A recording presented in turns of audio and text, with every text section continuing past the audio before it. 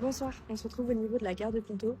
Il est actuellement 1h03 du matin et comme vous pouvez le voir, on n'a plus de transport et ce depuis un petit temps puisque jusqu'à avril, les transports de la ligne RER E s'arrêtent aux alentours de 20h30. Je dis qu'on n'a plus de transport, c'est pas entièrement vrai puisqu'on voit bien une offre de bus de remplacement qui prend à peu près 20 à 30 minutes au départ de la gare du RER A de Noisy-le-Grand.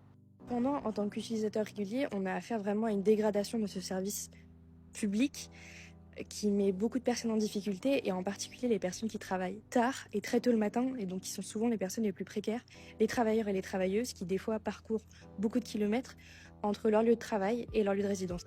Évidemment pas la maintenance ou les travaux qu'on critique puisqu'elle est essentielle à notre sécurité, voyageurs, utilisateurs comme travailleurs. Cependant, c'est une alternative crédible dans l'offre qui est proposée aux utilisateurs pour un prix extrêmement coûteux, comme on le sait, le pass Navigo n'étant pas à 52 € par mois, mais à plus de 90 € aujourd'hui. Là, vous allez me dire, quel rapport? Pourquoi est-ce qu'on parle de ça dans un contexte d'élection municipale? Parce que comme vous le savez, au municipal, on vote pour un conseil municipal et aussi pour des élections communautaires. Le transport, c'est pas uniquement la compétence des communes. Elle peut être évidemment partagée et à un très haut niveau comme au niveau régional, comme c'est le cas pour nous en région parisienne, avec le réseau Île-de-France Mobilité. Ce que je veux dire ici, c'est qu'on a besoin d'élus qui vont établir un vrai rapport de force.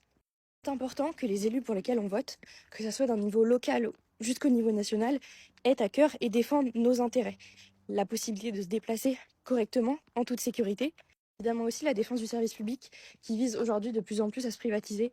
Et comme on le sait, à chaque fois que ça se privatise, ça coûte plus cher et ça crée beaucoup d'accidents. Toujours les personnes les plus précaires qui vont subir de plein fouet ces changements.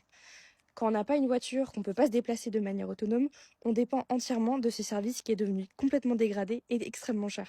Alors le 15 et le 22 mars, et pour toutes les prochaines élections, je vous invite vraiment à voter pour des élus qui comprennent vos galères parce qu'ils les partagent, et ensemble on pourra faire mieux pour la mobilité, pour notre sécurité et pour la survie du service public.